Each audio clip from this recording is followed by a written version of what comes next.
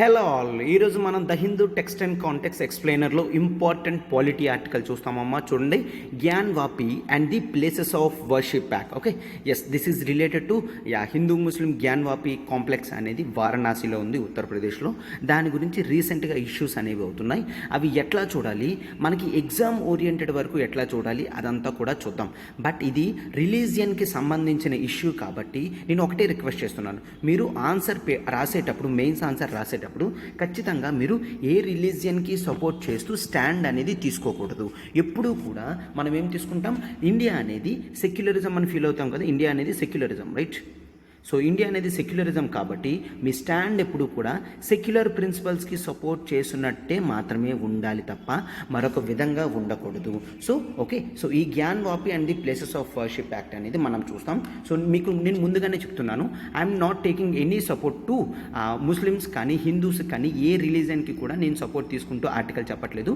కేవలం అకాడమిక్ పర్పస్గా మాత్రమే నేను చెప్తున్నాను. Okay, yes, see and article ఇది మనకి GS2 పాలిటీలో ఇంపార్టెంట్ రోల్ అనేది ప్లే చేస్తుంది. ఓకే, ఎస్, అయితే మనకు అంతకుముందు ఒకసారి చూడమా, యూపీఎస్సీ ఇన్ఫినిటీ నుంచి మనం ఆఫ్లైన్ అండ్ ఆన్లైన్ క్లాసెస్ అనేవి స్టార్ట్ చేయడం జరుగుతుంది. యూపీఎస్సీ ఆన్లైన్ ఫీజు వచ్చేసి కేవలం 60,000 రూపీస్కి ఆఫర్ చేయడం జరుగుతుందమ్మా. ఓకే, అంటే మంత్లీ ఈఎంఐ 5,000 కడుతూ 12 మంత్స్ మనం క్లియర్ చేస్తున్నాము. అండ్ యూపీఎస్సీ ఆఫ్లైన్ అయితే కేవలం 70,000 రూపీస్ మాత్రమే, అది కూడా ఈఎంఐ 10,000 పర్ మంత్ కడుతూ 7 మంత్స్లో మీరు హ్యాపీగా క్లియర్ చేయొచ్చు అనమాట. ఓకే, సి ఈ ఫీజెస్ అనేవి 31st మే వరకు మాత్రమే. 31st మే తర్వాత 10,000 రూపీస్ అంటే 70,000 ఆఫ్లైన్ ఫీజు 80,000కి, ఆన్లైన్ 60,000ది 70,000కి వెళ్ళిపోతుంది అనమాట. సో ఇంత తక్కువలో మనం ఆఫర్ చేస్తూ, అది కూడా ఈఎంఐ ప్రొవైడ్ చేస్తూ ఎవరు చేయరమ్మా. మన క్వాలిటీ ఆఫ్ క్లాసెస్ కూడా ఎట్లా ఉంటుందో, మన ఎడిటోరియల్ అనాలిసిస్ కానీ, హిందూ అనాలిసిస్ కానీ, ఈ క్లాసెస్ ఎక్స్ప్లెయినర్ ఆర్టికల్స్ కానీ చూస్తే మీకు డీటెయిల్డ్గా అర్థమవుతుంది. సో ఇంకా మరి ఆలోచించకుండా ఇక్కడ నెంబర్ చూడండి, 7893899553. ప్రత్యూష మ్యామ్కి కాల్ చేసి వెంటనే సబ్స్క్రిప్షన్ అనేది తీసుకుందామా. అండ్ ఆఫ్లైన్ తీసుకుంటే మీరు ఈ 31st మే లోపల ఆఫ్లైన్ తీసుకుంటే ఆన్లైన్ కంటెంట్ అంతా కూడా మీకు కాంప్లిమెంట్ కింద వస్తుంది. అండ్ మీకు మిగిలిన మన ఇన్స్టిట్యూట్ నుంచి ఆఫర్ చేసే బ్యాంక్ అని, ఆర్ఆర్బీ కానీ, ఈ కోర్సెస్ అన్నిటికీ కూడా మీకు వస్తుంది అనమాట. అండ్ యూపీఎస్సీ ఆన్లైన్లో మీకు లైవ్ ప్లస్ రికార్డెడ్ క్లాసెస్ ఉంటాయమ్మా. సో మీరు లైవ్ క్లాస్ ఎప్పుడు మిస్ అయినా కూడా వెంటనే రికార్డెడ్ క్లాసెస్ మీకు యాక్సెసిబిలిటీలో ఉంటుంది కాబట్టి మీరు క్లాస్ మిస్ అవ్వడం అనేది జీరో ఉంటుంది, క్లాస్ మిస్ అవ్వడం అనేది జీరో ఉంటుంది అనమాట. ఓకే, సో ఎస్, ఇప్పుడు మనం మన ఆర్టికల్లోకి వెళ్ళిపోదాం. చూడండి అమ్మా. Everyone, welcome to LTX classes. ఈరోజు the Hindu explainer text and కాంటెక్స్ట్లో important article Gyan Vapi and the places of worship act. Okay, see article అంతా డీల్ చేస్తుంది. This is Srinivas. And question ఒక్కసారి చూడమ్మా. స్టార్టింగ్ మనం క్వశ్చన్ ఇక్కడ చెప్తాం, అప్రోచ్ అనేది లాస్ట్లో ఇస్తాం, రైట్? సో చూడండి, the places of worship should be preserved and promoted to build social harmony and to promote the brotherhood in the country. ఓకేనా? ఎస్, అయితే ఈ ఆర్టికల్ అనేది ఓరియంటేషన్లో ఇలా గుర్తుంచుకోండి. ఏంటి, ఈ ప్లేసెస్ ఆఫ్ వర్షిప్ అనేవి మనం ప్రిజర్వ్ చేయాలి, ప్రమోట్ చేయాలి. దీనికి సొసైటీలో సోషల్ హార్మోనీ అనేది ప్రమోట్ చేయడానికి అండ్ బ్రదర్హుడ్ ఫీలింగ్స్కి ప్రమోట్ చేయడానికి అని చెప్పి నేను క్వశ్చన్ తయారు చేయడం జరిగింది, అనలైజ్. ఓకే, సో దీని అప్రోచ్ కానీ ఇదంతా కూడా మనం లాస్ట్లో చూద్దాం. Okay, yes, let's go with our article. మనం తెలంగాణ ప్యాక్ అనేది తీసుకొని రావడం జరిగింది. TSPSC గ్రూప్ 1లో మనకి 503 పోస్ట్ అనేవి పడ్డాయి కాబట్టి ఛాన్సెస్ ఆఫ్ సక్సెస్ అనేది చాలా ఎక్కువ ఉంటుందమ్మా. సో GS అనేది మీరు ఆల్రెడీ తీసుకొని ఉంటే తెలంగాణ గురించి important or most experienced faculties చేస్తా మనం Telangana economy, Telangana history, Telangana movement, Telangana geography, కేవలం తెలంగాణ రిలేటెడ్ ఆర్టికల్స్ అన్నీ కూడా కవర్ చేస్తూ మనం క్లాసెస్ అనేది ఫుల్ ఫ్లెజ్డ్ ప్యాక్ కింద పెట్టడం జరిగింది. దాన్ని తెలంగాణ ప్యాక్. అది ఫీజు 10,000 ఉండేది, కేవలం 5,000 రూపీస్కి మాత్రమే మనం ఆఫర్ చేస్తున్నామమ్మా. కేవలం 5,000 రూపీస్కి మాత్రమే, అది కూడా మరొక 2 days మాత్రమే ఉందమ్మా. అంటే 21st మే వరకు మాత్రమే. ఓకే, 2 days మాత్రమే ఉంది. సో సబ్స్క్రిప్షన్ అనేది మీరు వెంటనే చేసుకోండి అమ్మా. ఇక్కడ నెంబర్ చూడండి, 7893899553. మీరు ప్రత్యూష మ్యామ్కి కాల్ చేసి వెంటనే సబ్స్క్రిప్షన్ అనేది తెలంగాణ ప్యాక్ కావాలని చెప్పేసి తీసుకోండి అమ్మా. క్లాసెస్ అన్నీ కూడా నీట్గా కాంప్రహెన్సివ్గా కవర్ చేస్తూ మనకు ఉంటాయి. ఓకే, సో అండ్ నెక్స్ట్ ఇది కూడా చూడమ్మా, ఎనీ సబ్జెక్ట్ మీరు స్టార్టింగ్ ఏ సబ్జెక్ట్తో ప్రిపేర్ అవ్వాలో తెలియట్లేదు అనుకుంటే ఎనీ సబ్జెక్ట్ 5,000 కోర్స్ కింద మీరు తీసుకోవచ్చు. అయితే మీరు ఎకానమీ, హిస్టరీ, పాలిటీ, జోగ్రఫీ ఈ కోర్ పార్ట్స్ అన్నీ కూడా మీకు రికార్డెడ్ క్లాసెస్ అనేవి లైఫ్ టైం వ్యాలిడిటీతో వస్తాయి. ఎకానమీ సురేష్ సార్ కవర్ చేస్తారు, history Sairam sir, polity done by me this is Srinivas, and geography Prasad sir చేత కవర్ అవ్వడం జరుగుతుందన్నమాట. ఓకే, సో మీ క్లాసెస్ అన్నీ కాంప్రహెన్సివ్గా కవర్ అవుతాయి. ఆ రికార్డెడ్ క్లాసెస్ మీకు ఎన్నిసార్లు కావాలంటే అన్నిసార్లు తీసుకోవచ్చు. ఒకవేళ ఈ ప్యాకేజ్ తీసుకున్న తర్వాత మీరు ఇన్ఫినిటీలోకి అప్గ్రేడ్ అవ్వాలనుకున్నా కూడా ఈ అమౌంట్ అనేది అడ్జస్ట్ అవుతుంది. ఓకేనా, ఈ అమౌంట్ అనేది అడ్జస్ట్ అవుతుంది అనమాట. ఓకే, అండ్ ఈ 5,000 ఫీజు అనేది 8,000కి ఇంక్రీజ్ అవ్వబోతుంది. సో మీరు డిలే చేయకండి, వెంటనే మ్యామ్కి కాల్ చేసి సబ్స్క్రిప్షన్ అనేది తీసుకోండి అమ్మా. ఓకే, సో ఇదేనమ్మా article Gyanvapi and the places of worship act అనేది. ఓకే, సో ఒకసారి మనం ఆ జ్ఞాన్వాపి కాంప్లెక్స్ ఎక్కడుందో, ఎట్లా ఉందో, ఏంటో అదంతా కూడా చూద్దాం. ఒక్కసారి చూడండి అమ్మా. ఇదేనమ్మా జ్ఞాన్వాపి కాంప్లెక్స్ ఏరియా అంతా. అక్కడ కేవలం మాస్క్ మాత్రమే కాదు, హిందూ టెంపుల్ కూడా ఉన్నది. లెట్స్ సీ, ఇది హిందూ టెంపుల్ది ఆర్కిటెక్చర్, అండ్ ఇది మాస్క్. ఓకే, మాస్క్ అంటే మనకు తెలుసు ఇది ఎవరికి సంబంధించింది, ఇస్లాం రిలీజన్కి సంబంధించింది. అండ్ హిందూ రిలీజన్ అంటే ఇక్కడ హిందూ ముస్లిమ్స్ ఇద్దరు కూడా వచ్చి ప్రేయర్స్ అనేవి చేస్తూ ఉంటారు. సో ఇది చాలా సెన్సిటివ్ ఏరియా అనమాట. హిందూ ముస్లిమ్స్కి ఇద్దరికి కూడా చాలా సెన్సిటివ్ ఏరియాస్. సో అయితే రీసెంట్గా ఏం జరిగిందో అదంతా కూడా చూద్దాం. నేను మీకు నార్మల్గా చెప్తాను. రీసెంట్గా ఈ జ్ఞాన్వాపి మాస్క్ కాంప్లెక్స్లో శివలింగ అనేది దొరికింది. ఆర్కియాలజికల్ డిపార్ట్మెంట్ వాళ్ళు వీడియోగ్రఫీ చేస్తూ సర్వే చేస్తుంటే శివలింగ అనేది దొరికింది అనమాట. సో వెంటనే హిందూస్ వాళ్ళు ఏమంటున్నారంటే ఆ లింగ్ అక్కడ దొరికింది అంటే that is also related to Hindu places of worship అని చెప్పడం జరిగింది. ఓకే, బట్ ఈ మాస్క్ అనేది లాస్ట్ 100-200 ఇయర్స్ నుంచి ఈ మాస్క్లో ప్రేయర్స్ అనేవి జరుగుతున్నాయి. ఓకేనా, ప్రేయర్స్ అనేవి జరుగుతున్నాయి. సో రిలీజియన్ కల్చర్ అనేది ఇంపార్టెంట్ మనకి చాలా. ఓకే, సో ఒకసారి బ్యాక్గ్రౌండ్ చూసి ఇప్పుడు కాంటెక్స్ట్ అనేది చెప్పాను కాబట్టి ఆ దానితో మనం ఆర్టికల్స్ అనేది లింక్ చేద్దాం. ఓకే, మనకి ఇండియాలో కాన్సెప్ట్ ఆఫ్ సెక్యులరిజం అనేది ఉంటుంది. ఓకే, సెక్యులరిజం ఎక్కడ మెన్షన్ చేయడం జరిగిందమ్మా? సెక్యులరిజం అనే కాన్సెప్ట్ మనకి ప్రియాంబుల్లో ఎక్స్ప్లిసిట్గా యూజ్ చేయడం అనేది జరిగింది. ఓకేనా, ఎస్. అయితే మరొకటి చూస్తే సార్ ఫండమెంటల్ రైట్స్లో ఎక్కడైనా ఉందా అంటే ఫండమెంటల్ రైట్స్లో ఆర్టికల్ 25 నుంచి ఆర్టికల్ 28 వరకు ఫ్రీడమ్ ఆఫ్ రిలీజియన్ అని ఇవ్వడం జరిగింది. కానీ ఎక్కడా కూడా సెక్యులరిజం అన్న వర్డ్ ఫండమెంటల్ రైట్స్లో యూజ్ చేయలేదు. ఓకే, ఆర్టికల్ 25 to 28 ఏంటమ్మా? Freedom of religion.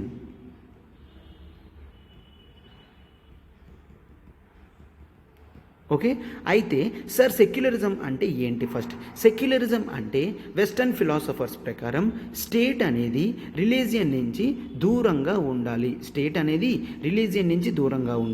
ఎందుకంటే స్టేట్లో ఉన్న ప్రజలు ఎటువంటి రిలీజియన్ అయినా వాళ్ళకి ఫ్రీగా ఫాలో అవ్వచ్చు.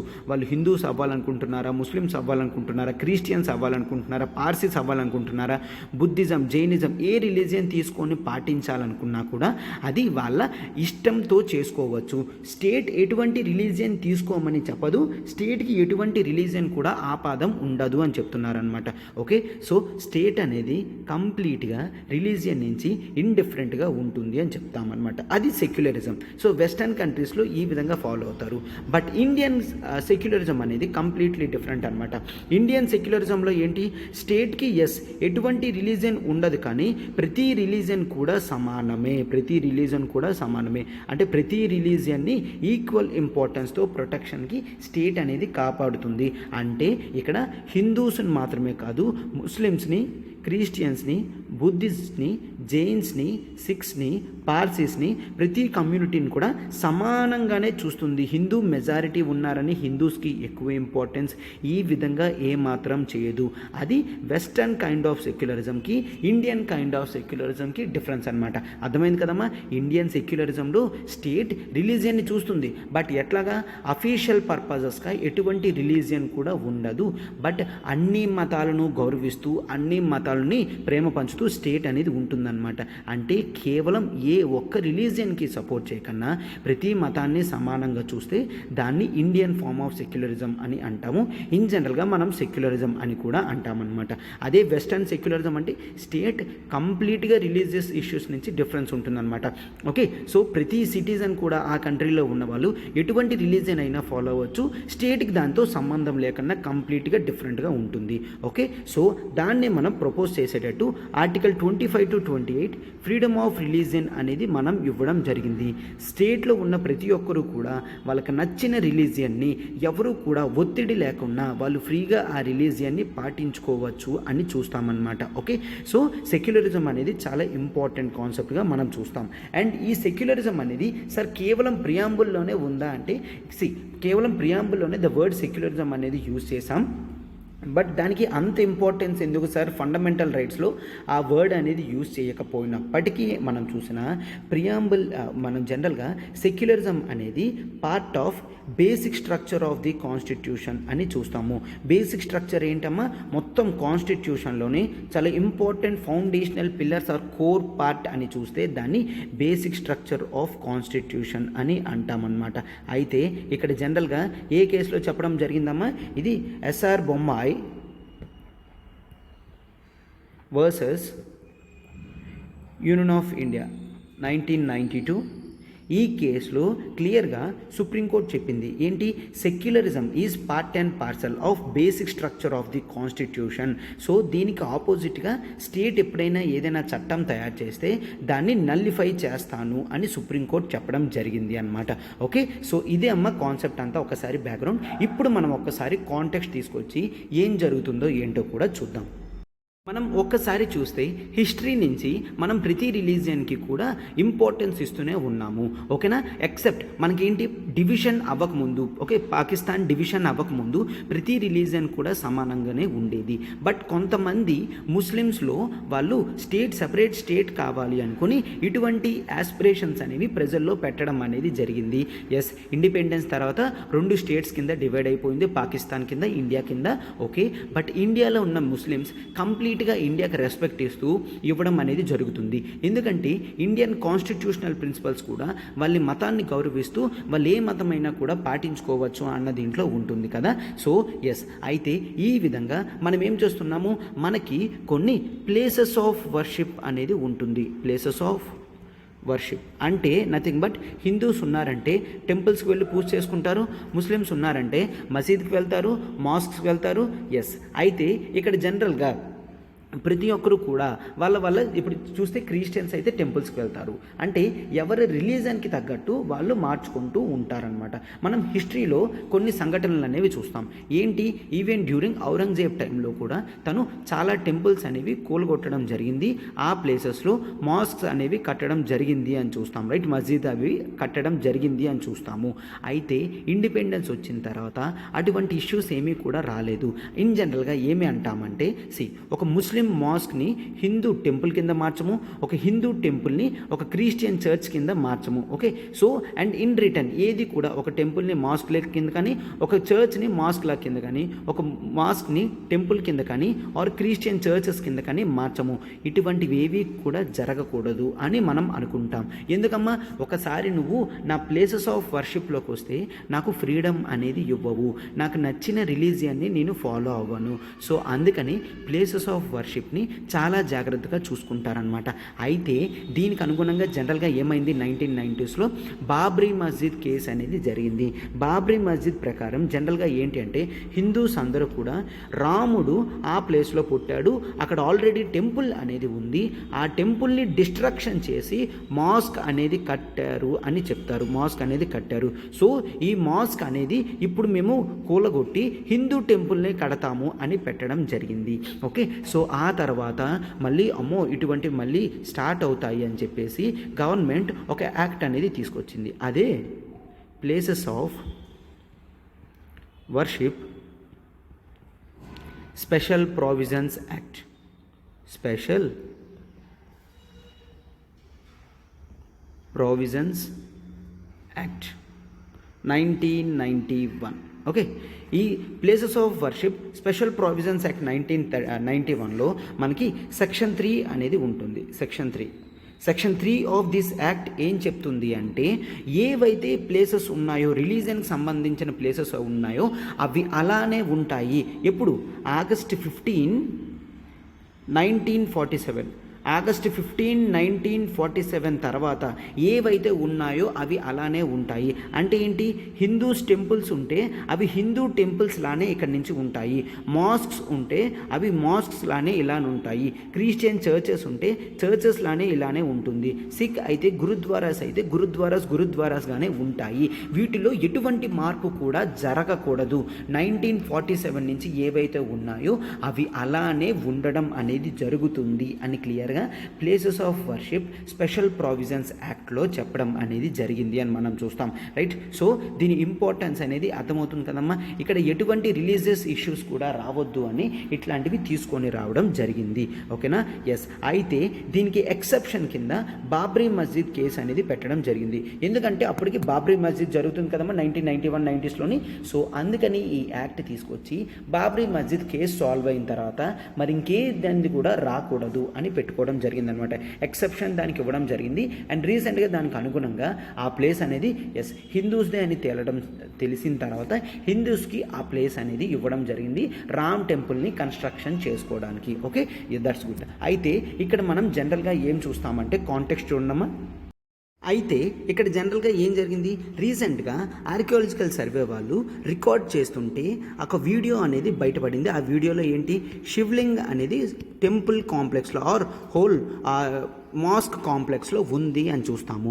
సో వెంటనే సుప్రీంకోర్టు వాళ్ళు డిస్ట్రిక్ట్ మ్యాజిస్ట్రేట్ ఆఫ్ వారణాసికి ఆర్డర్స్ అనేవి ఇవ్వడం జరిగింది.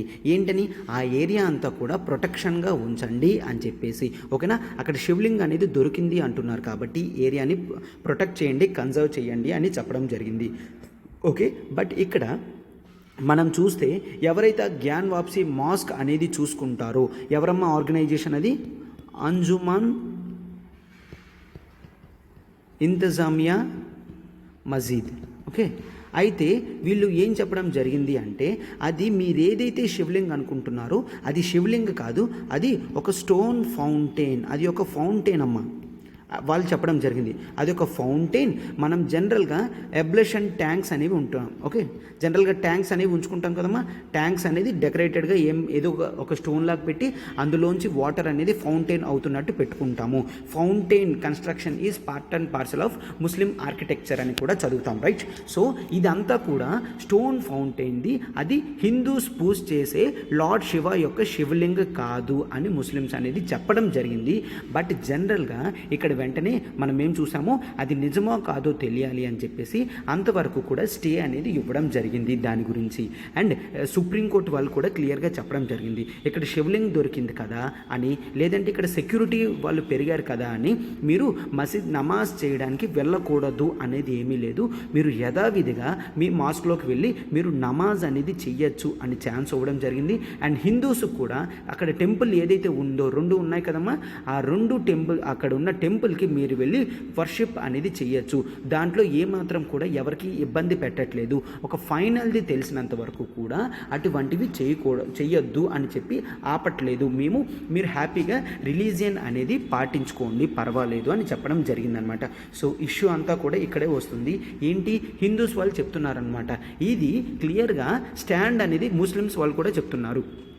ఏదైతే బాబ్రీ మస్జిద్ కేసులో జరిగిందో మళ్ళీ హిందూస్ ఇక్కడ అదే చెయ్యాలి అని చూస్తున్నారు అని చెప్పడం జరిగింది. ఏంటి, మొత్తం హోల్ జ్ఞాన్వాపి కాంప్లెక్స్ అంతా కూడా హిందూ కన్స్ట్రక్షన్ కింద తీసుకొచ్చేసి ఇక్కడ కూడా టెంపుల్ కన్స్ట్రక్షన్ చేద్దాం అనుకుంటున్నారు అని చెప్తూ under places of worship special provisions act 1991 ప్రకారం ఆగస్ట్ 15, 1947 అయ్యేసరికి ఇది ఒక మాస్క్ లానే ఉంది. సో ఇది ఖచ్చితంగా ఒక మాస్క్ లానే ఉండాలి అని చెప్పడం జరిగింది. అయితే ఆ యాక్ట్లో ఎగ్జంప్షన్స్ ఏవైనా ఉన్నాయా అంటే చెప్పాం కదమ్మా ఆల్రెడీ ఎగ్జంప్షన్స్ కింద మనం బాబ్రీ మస్జిద్ అనేది ఇవ్వడం జరిగింది. అండ్ ఆ తర్వాత జనరల్గా ఏం చెప్పడం జరిగింది అంటే ఆ cut off date 1947 cut off date ఏదైతే ఉందో ఓకే అంతకు ముందు అన్నీ కూడా సాల్వ్ అయిపోతే ఓకే, అండ్ ఆ తర్వాత ఇష్యూస్ ఏమైనా వస్తే అవి సాల్వ్ అయిపోతే ఓకే అని కూడా చెప్పడం జరిగింది. ఓకేనా, ఇష్యూస్ ఏమైనా వచ్చి ఆల్రెడీ సాల్వ్ అయిపోయాయి అనుకోండి మళ్ళీ ఇప్పుడు స్టార్ట్ చేయకూడదు. అంటే ఆల్రెడీ అక్కడ ఒక హిందూ టెంపుల్ ఉంది, ఆ హిందూ టెంపుల్ని సాల్వ్ చేసుకోవడానికి వాళ్ళు ముస్లిమ్స్కి ఇచ్చేసారనుకోండి, ఆల్రెడీ ముస్లిమ్స్కి మాస్క్ కట్టుకోవడానికి ఇచ్చేసారనుకోండి. ఆ తర్వాత మళ్ళీ ఈ యాక్ట్ వచ్చింది కదా 1991లో, మళ్ళీ మా బ్యాక్కి కావాలి అని అడగడానికి లేదు. సెటిల్ అయిన ఇష్యూస్ని అసలు టచ్ చేయొద్దు అని చెప్పడం జరిగింది. అండ్ మెయిన్ ఇంకొకటి ఏంటంటే మెయిన్ ఈ ఇష్యూ అమ్మ, దట్ ఈస్ ఏదైతే ancient monuments and archaeological sites, Ancient Monuments, Archaeological Sites and Remains Act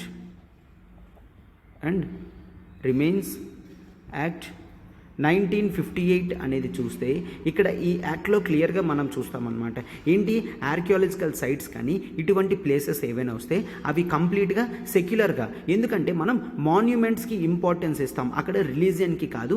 monuments అది హిందూ మాన్యుమెంట్ అయినా, ముస్లిం మాన్యుమెంట్ అయినా, క్రిస్టియన్ మాన్యుమెంట్ అయినా, మాన్యుమెంట్కి ఆర్కియాలజికల్ దానికి ఇంపార్టెన్స్ ఇస్తాం తప్ప రిలీజియన్కి కాదు అని చెప్పి ఈ ఏరియాస్ని ఏవైతే ఆర్కియాలజికల్ సర్వే ఆఫ్ ఇండియా ఈ ఏరియాస్ని ఇందులో పెడుతుందో వాటి కంప్లీట్గా ఎగ్జామ్షన్ అనేది వస్తుంది అనమాట. అంటే ఈ special provisions Hindu places of worship special provisions acts అనేవి దీంట్లో వర్తించవు అని చెప్తాము. అండ్ మరొకటి ఏంటి అంటే ఏవైనా ప్రొసీడింగ్స్ కానీ కట్ ఆఫ్ డేట్ తర్వాత వస్తే అవి సాల్వ్ చేసుకోవాలి అని కూడా క్లియర్గా పెట్టడం అనేది జరిగింది అనమాట. అంటే అర్థమైంది కదమ్మా. సో ఎటువంటి ఇష్యూ వచ్చినా కూడా సాల్వ్ చేసుకోవాలి. అండ్ ఏదైనా ఆల్రెడీ ఒకటి వచ్చింది చేంజ్ చేయాలనుకుంటే special places of worship special provisions act ప్రకారం అవి మారవు. ముందు ప్లేసెస్ ఏవైతే ఉన్నాయో అవే అలానే ఉంటాయి అని చెప్తామన్నమాట. అయితే ఇక్కడ ఈ శివలింగ్ అనేది దొరికింది. సో జనరల్గా మాన్యుమెంట్ అని దేన్ని అంటాము అంటే ఆర్కియాలజికల్ సర్వే క్లియర్గా చెప్తుంది. ఎక్కడైతే ఏదైనా మాన్యుమెంట్ ఒక 100 years బ్యాక్ది ఉంది అంటే దాన్ని ఖచ్చితంగా మాన్యుమెంట్ అని అంటాము. అయితే ఈ శివలింగ్ అనేది ఒక 100 years బ్యాక్ అని ప్రూవ్ అయ్యి దాని తర్వాత అది ఒకవేళ ఏన్షియంట్ మాన్యుమెంట్ కింద చూస్తే ఖచ్చితంగా ఈ యాక్ట్ అనేది ఇక్కడ అప్లై అవ్వదు. అప్పుడు సుప్రీంకోర్టు ఇంపార్టెంట్ డెసిషన్ తీసుకోవాల్సింది వస్తుందన్నమాట. ఒకవేళ అది ఏన్షియంట్ మాన్యుమెంట్ కాకపోతే అప్పుడు మనకి special provisions act Hindu places of worship act అనేది అప్లై అవుతుంది. సో దాంతో ఆ మాస్క్లానే ఉంచుతాము, ఆ హిందూ టెంపుల్ని హిందూ టెంపుల్లానే ఉంచుతాం. అప్పుడు ఏ రిలీజియన్ వాళ్ళు దానికి సపోర్ట్ చేసుకుంటూ వెళ్తారు అని చూస్తామన్నమాట. Okay, yes. అయితే ఇక్కడ ఫస్ట్ అయోధ్య డిస్ప్యూట్లో కూడా సుప్రీంకోర్టు ఏం చెప్పింది అంటే రీసెంట్గా ఏదైతే బాబ్రీ మస్జిద్ ఇష్యూ ఉందో అది ఇచ్చినప్పుడు క్లియర్గా చెప్పింది అనమాట. ఏంటి, సెక్యులరిజం ప్రిన్సిపల్ అనేది మనం పాటించడం అనేది మన బాధ్యత. సో మనము కోర్ ఫౌండేషనల్ ఫీచర్స్ ఆఫ్ సెక్యులరిజంని ఎప్పుడూ కూడా ఇబ్బంది పెట్టద్దు అని చెప్పడం జరిగింది. అండ్ రీసెంట్గా ఈ ఇష్యూలో కూడా ఏంటి, ఆల్రెడీ హిస్టరీలో హిస్టారికల్ రాంగ్స్ అనేవి కొంతమంది కింగ్స్ తెలుసో తెలియకో చేయడం జరిగింది. అటువంటి హిస్టారికల్ రాంగ్స్ అనేవి ప్రస్తుతం ఉన్న పాలిటీ డెమోక్రసీలో ఆర్ సెక్యులరిజం లాంటి ఫాలో అవుతున్న గ్రేట్ కంట్రీస్లో ఇటువంటివి రాకూడదు. ఒక్కసారి మనం సెన్సిటివ్ ఇష్యూస్ అనేవి టచ్ చేసామంటే మళ్ళీ ఇబ్బంది వస్తుంది అని చూస్తాం, రైట్? సో ఇటువంటివి అసలు జరగకూడదు అని మనం సుప్రీంకోర్టు క్లియర్గా చెప్పడం జరిగింది అనమాట.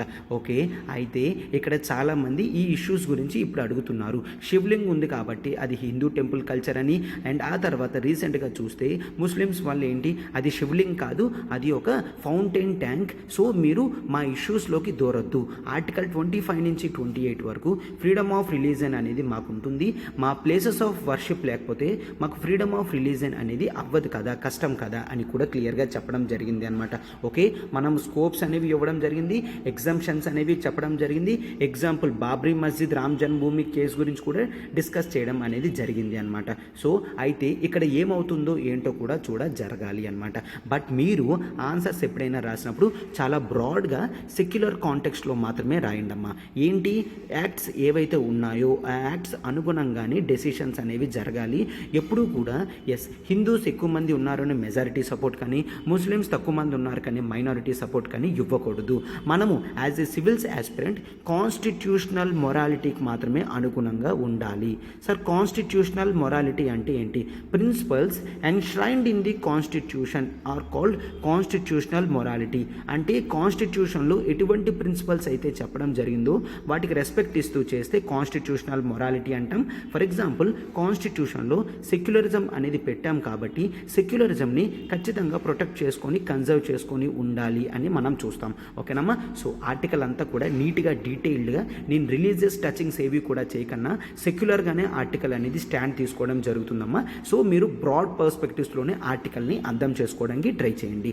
ఓకే, అయితే ఇప్పుడు మనం క్వశ్చన్లోకి వెళ్దాం. చూడండి ప్లేసెస్ ఆఫ్ వర్షిప్ అర్థమైంది కదా. ప్లేసెస్ ఆఫ్ వర్షిప్ అంటే should be preserved and promoted. ఎందుకంటే సొసైటీలో సోషల్ హార్మోనీ బిల్డ్ చేయడానికి అండ్ బ్రదర్హుడ్ అనేది బిల్డ్ చేయడానికి.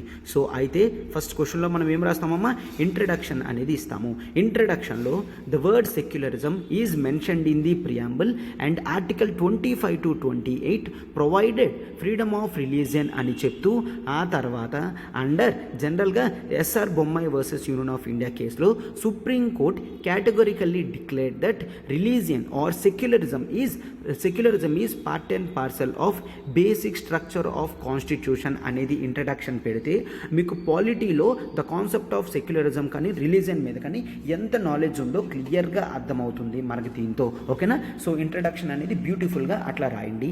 అండ్ ఆ తర్వాత బాడీలో జనరల్గా importance of places of worship అనేది రాయండి. ప్లేసెస్ ఆఫ్ వర్షిప్ అంటే నథింగ్ బట్ హిందూస్కి టెంపుల్స్, ముస్లిమ్స్కి మాస్క్, క్రిస్టియన్స్కి చర్చెస్, ఇట్లాగా ప్రతి రిలీజన్కి కూడా ప్లేస్ ఆఫ్ వర్షిప్ అనేది ఉంటుంది. ఈ ప్లేస్ ఆఫ్ వర్షిప్ ఇంపార్టెన్స్ ఏంటమ్మా?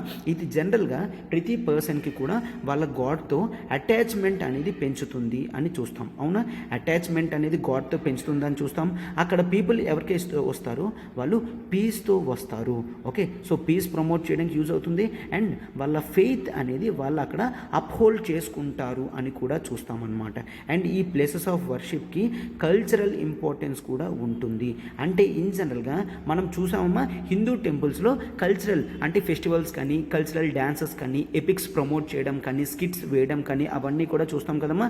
All these are part and parcel of cultural aspects. So cultural aspects కూడా చూస్తాము. ఓకే కదమ్మా? So places of worship importance అనేది చూసాం కాబట్టి these should be preserved and promoted అని రాస్తాము. ఎందుకు? సొసైటీలో social harmony. So social harmony అంటే ఏమిటో రాయండి. సోషల్ హార్మోనీ అంటే the close affiliations between every other human beings in the society is called social harmony అని చూస్తాము. అంటే సొసైటీలో సోషల్ హార్మోనీ అనేది పెరగాలి అండ్ బ్రదర్హుడ్ అనేది పెరగాలి. బ్రదర్హుడ్ ఎందుకు ఇక్కడ? సో ఎప్పుడైతే ఒక ముస్లిం ఒక హిందూని బ్రదర్లా ఫీల్ అవుతాడో అప్పుడు ప్లేసెస్ ఆఫ్ వర్షిప్లో ఎటువంటి ఇష్యూస్ కూడా మనకి రావు. ఎవరి రిలీజియన్ని వాళ్ళు ప్రొటెక్ట్ చేసుకొని ప్రమోట్ చేసుకొని ప్రిజర్వ్ చేసుకోవచ్చు అని చూస్తామన్నమాట. అందుకే క్వశ్చన్ అనేది నేను ఈ విధంగా డిజైన్ చేయడం జరిగింది. అయితే జనరల్గా ఈ ప్లేసెస్ ఆఫ్ వర్షిప్ని ప్రమోట్ చేయడానికి మనకి places of worship special provisions act 1991 అనేది తీసుకొని రావడం జరిగింది. దీని ప్రకారం జనరల్గా 1947 ఆగస్ట్ 15 వరకు ఏవైతే ప్లేసెస్ ఉన్నాయో వర్షిప్స్ అవన్నీ వాటన్నిటినీ అట్లానే ఫ్రీజ్ చేయడం జరిగింది. ఎటువంటి కొత్త ఇష్యూ కూడా రాకూడదు అని క్లియర్గా పెట్టుకోవడం కూడా జరిగింది అని మనం చూస్తాం. ఓకే, అండ్ లాస్ట్లో కన్క్లూషన్ అనేది చూస్తాం. అండర్ కన్క్లూషన్ జనరల్గా ఇండియాలో మనం ఏం చూస్తాము? కాన్సెప్ట్ ఆఫ్ సెక్యులరిజం అనేది చూస్తాం. అంటే giving equal importance to every other religion అనేది చూస్తాం. కాబట్టి ప్లేసెస్ ఆఫ్ వర్షిప్ని ప్రతి రిలీజియన్ వాళ్ళు ఇంపార్టెంట్గా తీసుకొని వాళ్ళ రిలీజియస్ ప్రమోషన్, వాళ్ళ కల్చరల్ ప్రమోషన్ గురించి యూజ్ చేసుకోవాలి. Secular aspects social fabric of the society అనేది డిస్టర్బెన్స్ లేకుండా చెయ్యాలి అని రాస్తామన్నమాట. ఓకే, సో అయితే ఇది అమ్మ ఇంపార్టెన్స్. అయితే మీరు కింద కామెంట్ బాక్స్లో ఏం రాస్తారంటే difference between Indian form of secularism and western secularism అనేది ఒక 2-3 పాయింట్స్ అనేది కామెంట్ బాక్స్లో పెట్టండి అమ్మా. సో దీంతో మీ పార్టిసిపేషన్ స్కిల్స్ కూడా పెరుగుతుంది అనమాట. ఓకే, ఎస్, ఆర్టికల్ అంతా కూడా మనం డీటెయిల్డ్గా క్వశ్చన్తో సహా కవర్ చేయడం జరిగిందమ్మా. మన ప్రతి ఆర్టికల్ వెనకాతన చాలా హార్డ్ వర్క్ అనేది ఉంటుంది. మీరు దాన్ని ఎప్రిషియేట్ చేస్తారని మేము అనుకుంటున్నాం అనమాట. ఓకే, సో లైక్ బటన్ని హిట్ చేయండి, ఫెలో ఆస్పిరెంట్స్కి షేర్ చేయండి అమ్మా. అండ్ అడిగిన క్వశ్చన్ని మీరు కామెంట్ బాక్స్లో కూడా పెట్టండి. మనం ఎల్టీఎక్స్ క్లాసెస్ నుంచి డిగ్రీ ప్లస్ ఐఏఎస్ అనేది విశాఖపట్నంలో స్టార్ట్ చేయడం జరిగింది. ఓకే, ఇక్కడ under the guidance of Suresh sir. Suresh sir మీకు ఇక్కడ స్వయంగా ఉంటారు అండ్ డెడికేటెడ్ డిగ్రీ ప్రోగ్రామ్ అనేది తీసుకొని రావడం జరిగింది. అంటే మనం క్లియర్గా డిగ్రీ ఫస్ట్ ఇయర్లో ఏం కంప్లీట్ చేస్తాం, సెకండ్ ఇయర్లో ఏం కంప్లీట్ చేస్తాం, థర్డ్ ఇయర్లో ఏం కంప్లీట్ చేస్తాం అంటూ ఫుల్గా కాంప్రహెన్సివ్గా మనకు ఉంటుందన్నమాట. ఓకే, అండ్ ఫీజు కూడా కేవలం 50,000 per annumతోనే మీకు ఐఏఎస్ కోచింగ్ అనేది ఉంటుంది అనమాట. ఓకే, అండ్ ఆ 50,000 కూడా 5,000 per monthతో మీరు క్లియర్ చేయొచ్చు, 5,000 per month. And so start your preparation, UPSC preparation అనేది ఇమీడియట్గా స్టార్ట్ చేయండి అమ్మా. ఎందుకంటే ఎర్లీ ప్రిపరేషన్స్ అనేవి మీ ఛాన్సెస్ ఆఫ్ సక్సెస్ని బాగా ప్రమోట్ చేయడం అనేది జరుగుతుందన్నమాట. అండ్ ఆ తర్వాత డిగ్రీ 3 years అయిన తర్వాత ఫుల్ యూపీఎస్సీ కోర్స్కి అప్గ్రేడేషన్ జరుగుతుంది అండ్ ఆప్షనల్ కూడా మీకు కాంప్లిమెంట్ కింద ఇవ్వడం జరుగుతుంది అనమాట. సో ఈ టోటల్ ప్రాసెస్ అంతా కూడా సురేష్ సార్ గైడెన్స్లో జరుగుతుంది కాబట్టి మీరు ఏమాత్రం కూడా దీని గురించి ఆలోచించాల్సిన అవసరం లేదు. అండ్ మన ప్రతి కోర్స్ ప్యాకేజ్ కూడా లైఫ్ టైం వ్యాలిడిటీతో రావడం జరుగుతుంది. సో ఇంకే ఇన్ఫర్మేషన్ కావాలన్నా కూడా ఇక్కడ నెంబర్ చూడండి, 7893899553. ప్రత్యూష మ్యామ్కి కాల్ చేయండి, సబ్స్క్రిప్షన్ అనేది వెంటనే తీసుకోండి అమ్మా.